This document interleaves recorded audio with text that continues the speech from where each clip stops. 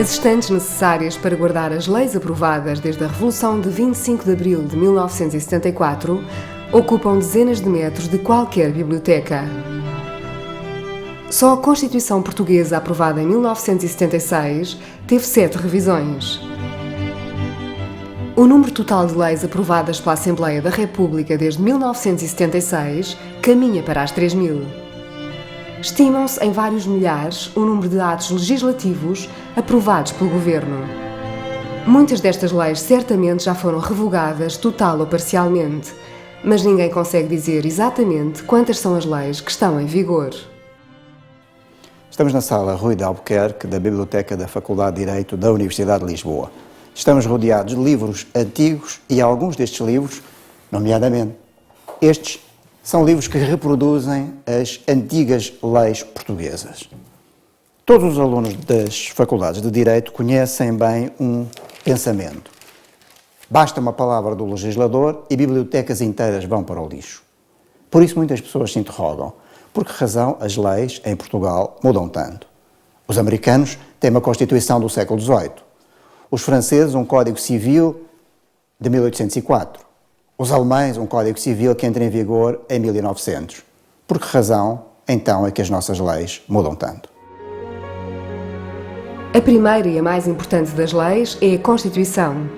A Constituição é a lei fundamental de um Estado. Ela estabelece a organização do poder político e os direitos fundamentais dos cidadãos. A enumeração destes direitos é extensa e frequentemente precisa e clara. Os direitos são simultaneamente o fundamento do poder, porque ao Estado cabe realizá-los ou não se opor ao seu livre exercício pelas pessoas, e um limite para a ação do Estado. O que não estiver proibido por lei é permitido. Reproduzindo uma norma da antiga Constituição Portuguesa de 1822, a liberdade consiste em as pessoas não serem obrigadas a fazer o que a lei não manda, nem a deixar de fazer o que ela não proíbe. A conservação desta liberdade depende da exata observância das leis. A lei tem, assim, uma relação fundamental com a liberdade dos cidadãos. A limitação dos direitos constitucionalmente previstos tem de ser feita por lei, isto é, exige lei prévia e não pode resultar de uma conduta arbitrária dos tribunais ou da administração. Tem ainda que obedecer a requisitos de forma, de procedimento e de fundo. O princípio fundamental numa democracia é o da soberania popular. E a soberania popular significa que o poder reside no povo. Mas numa democracia constitucional, o poder do povo é exercido nos termos da Constituição. Numa velha tradição portuguesa, designam-se por órgãos de soberania aqueles que exercem estes poderes soberanos. O primeiro destes órgãos de soberania é o Presidente da República.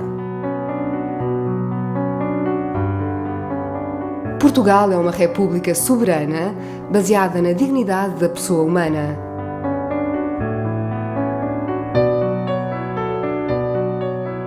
A República Portuguesa é um Estado de direito democrático, baseado na soberania popular, no pluralismo de expressão e organização política democráticas, no respeito e na garantia de efetivação dos direitos e liberdades fundamentais e na separação e interdependência de poderes. A soberania, una e indivisível, reside no povo. Estas frases, contidas nos primeiros artigos da Constituição, exprimem as características essenciais do Estado de Direito. O Presidente da República é o chefe de Estado. Cabe-lhe garantir, entre outras funções, o regular funcionamento das instituições democráticas. No plano jurídico, pertence-lhe a competência para promulgar e mandar publicar as leis, os decretos-lei e os decretos regulamentares.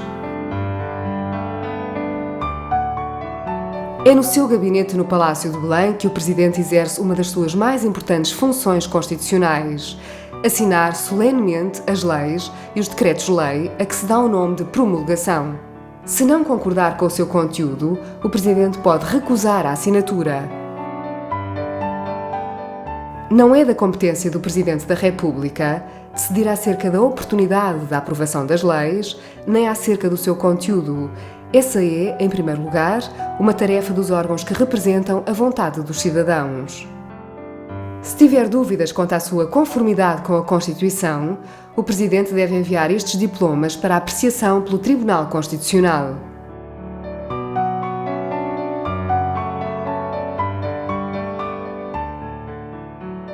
O Palácio Raton, ao Bairro Alto, é hoje em dia a sede do Tribunal Constitucional Português. Criado em 1982 pela Revisão Constitucional, o Tribunal Constitucional desempenha hoje em dia uma função essencial no sistema político e no sistema judicial português. Alguns designam mesmo o Tribunal Constitucional como o defensor da Constituição. E esta tarefa de defesa da Constituição é uma tarefa essencial para a preservação da democracia e do Estado de Direito. A defesa da integridade da Constituição cabe em primeira linha ao Tribunal Constitucional. E é aqui nesta sala que se reúnem os 13 juízes do Tribunal Constitucional. Ao longo dos anos têm sido formuladas várias críticas ao Tribunal Constitucional, da politização dos juízes à partidarização do funcionamento da Justiça Constitucional. No entanto, essas críticas são globalmente de refutar. O Tribunal Constitucional tem realizado uma tarefa essencial na defesa da integridade do texto constitucional. E esse é um dos méritos que nós podemos atribuir aos juízes constitucionais. O Tribunal Constitucional Português é o órgão de, segundo a Constituição, da administração da justiça em sede constitucional. Isto tem que ser entendido um pouco no contexto do sistema português de fiscalização da constitucionalidade das leis, que é a tarefa essencial que cabe ao Tribunal Constitucional. O Tribunal Constitucional foi criado, sobretudo, para assegurar a evolução do nosso sistema de controle da constitucionalidade. Sistema esse que é um sistema que, desde 1911, se baseia no poder de todo e qualquer juiz de recusar a aplicação de uma norma contrária à Constituição. Esse poder foi um poder que, existindo no Estatuto Constitucional Português a partir de 1911, foi raramente utilizado até 74. E uma das... perante a perspectiva de que, com a Constituição de 76, ele viria a ser utilizado em maior grau, foi repensado o sistema e foi, depois de um período transitório em que existiu a Comissão Constitucional, foi criado o Tribunal Constitucional, por um lado, para assegurar uma uniformidade no que toca à fiscalização concreta, isto é, para permitir que não houvesse decisões discrepantes resultantes dos vários juízes da causa, mas também para um outro tipo de funções, como o controle concentrado, a fiscalização preventiva, a fiscalização sucessiva, no plano abstrato, e não apenas a fiscalização concreta das normas aplicadas nos pleitos submetidos a juízo. Portanto, o Tribunal Constitucional tem hoje a função de realizar a fiscalização preventiva das leis antes da sua entrada em vigor, quando para isso é chamado pelo Presidente da República ou pelos ministros dos representantes da República nas regiões. Verificar se uma norma em vigor está ou não em conformidade com a Constituição e, caso não esteja, provocar o seu desaparecimento da ordem jurídica. E julgar os recursos de constitucionalidade quando um tribunal da ordem judiciária, que pode ser um tribunal de instância ou até os tribunais supremos, julgam uma norma inconstitucional ou a julgam não desconforme à Constituição e quando há recursos ou do Ministério Público ou das partes. E ainda, por último, a fiscalização da inconstitucionalidade por omissão, que é um aspecto, enfim, algo residual e que tem tido pouca aplicação. O bom funcionamento do Estado de Direito e da democracia constitucional depende também do Tribunal Constitucional. E nessa função de julgar a constitucionalidade de normas aprovadas pelo Parlamento eleito democraticamente está uma das mais importantes e mais controversas funções do Tribunal Constitucional. Como é que as leis aprovadas por um Parlamento democraticamente eleito podem ser fiscalizados por uma minoria de 13 juízes, como aqueles que se sentam a esta mesa. Essa função do julgamento da constitucionalidade das leis foi, no entanto, uma opção do próprio legislador constitucional. Foi ele próprio que decidiu que a melhor forma de garantir a integridade do texto constitucional face a maiorias transitórias, residia em atribuir esse poder de fiscalização da constitucionalidade a um conjunto de juízes. No caso, 13 juízes. Para além de julgar a constitucionalidade de normas legais aprovadas pelo Parlamento, a chamada fiscalização abstrata, o Tribunal Constitucional realiza ainda outra função, a de julgar a fiscalização da constitucionalidade de normas aplicadas em processos concretos. Essa é, aliás, uma das tarefas cotidianamente mais importantes na função realizada pelo Tribunal Constitucional. Julgar em concreto o modo como os tribunais de instância, os tribunais de relação ou os Supremos Tribunais decidiram a conformidade ou desconformidade de certas normas legais com a Constituição em processos concretos. Ao Tribunal foram outorgadas outras competências que se distanciam de alguma forma desta matriz.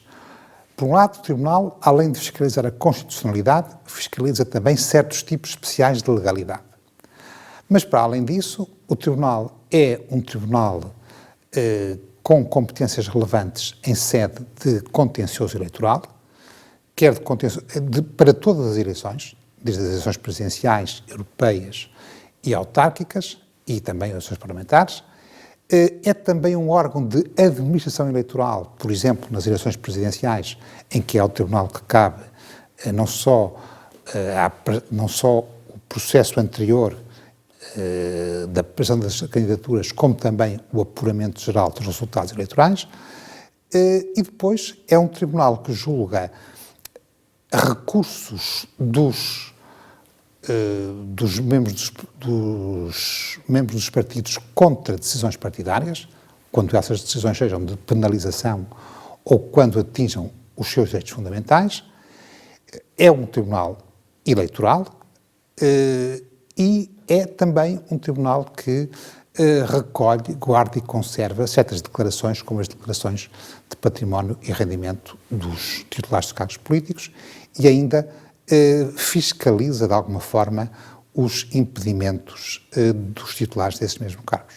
É, portanto, um conjunto vasto de competências, para além da fiscalização das contas dos partidos e da fiscalização das contas das campanhas eleitorais. Portanto, há aqui uma matriz de competências que se somam à missão central de assegurar o controle da constitucionalidade das leis, que tornam, portanto, o Tribunal num ser multiforme, que, tendo embora uma base essencial do controle da constitucionalidade, depois desempenha várias funções que o fazem, que o transformam num poder do Estado com competências relevantes na nossa estrutura constitucional.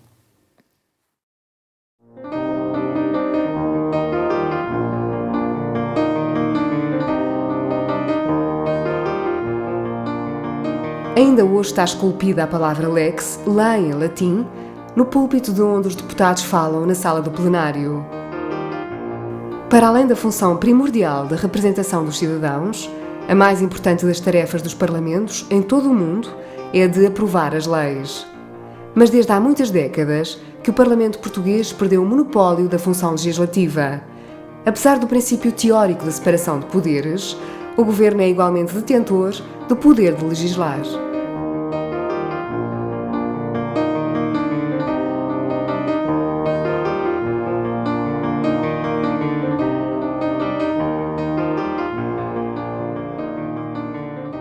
Qual o estatuto constitucional do Governo? Quais são os poderes do Primeiro-Ministro? Viemos até à residência oficial do Primeiro-Ministro, em São Bento, para conversar acerca destas questões. O edifício que vem por trás é a residência oficial do Primeiro-Ministro desde 1938 e, desde 1938 até 1970, foi habitado por Oliveira Salazar. Desde então, tem servido de residência oficial para os primeiros ministros. Já no tempo da Constituição de 1933, se falava de um presidencialismo do Presidente do Conselho. Hoje em dia, controverte-se muito o Estatuto Constitucional do Primeiro-Ministro, mas em especial o exercício dos seus poderes.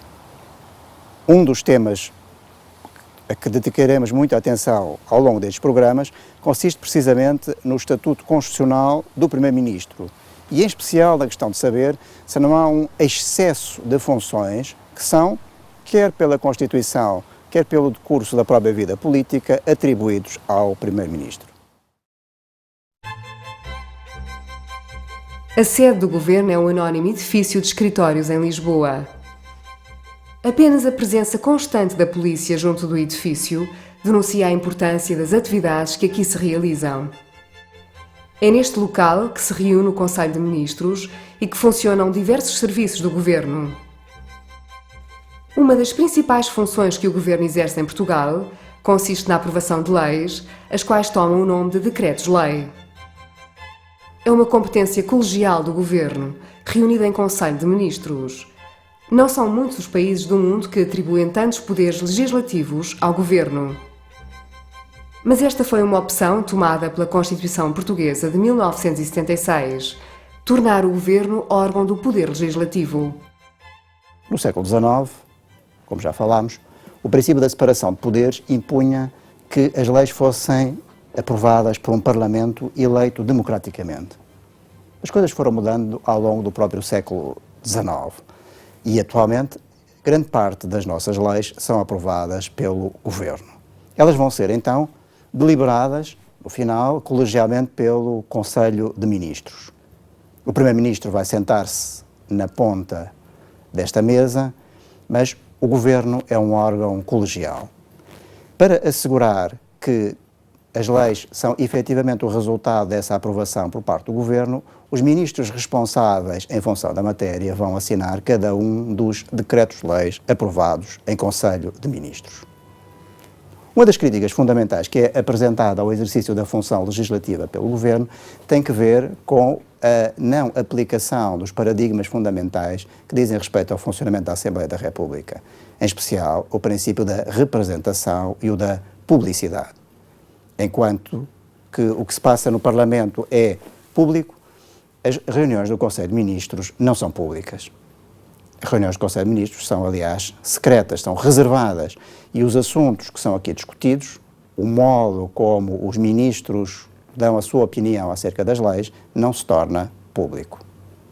É, portanto, este um dos aspectos mais criticáveis no exercício da função legislativa do Governo.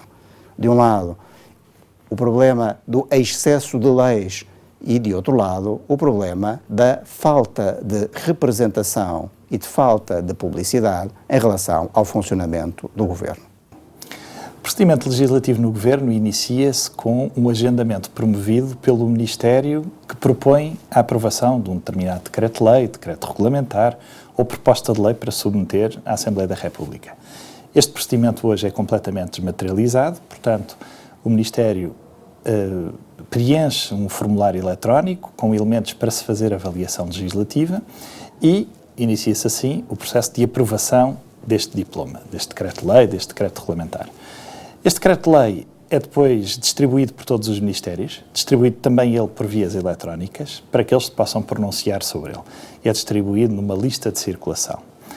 Em seguida, ele é submetido e colocado na agenda da reunião de secretários de Estado e tenta-se obter um consenso entre ministérios em torno do texto que foi promovido por um dos ministérios. E discute-se abertamente, nesta reunião de secretários de Estado, a bondade daquela solução, se ela é certa, se não é.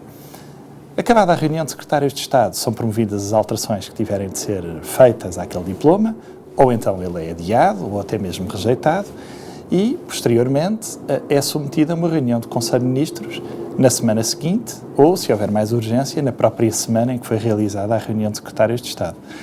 O Conselho de Ministros aprecia aquele diploma. Se ele já tiver sido consensualizado na reunião de secretários de Estado, terá apenas uma discussão breve. Se, pelo contrário, não tiver obtido consenso ou houver algum ponto mais importante a discutir, realiza-se uma discussão mais demorada e mais alongada.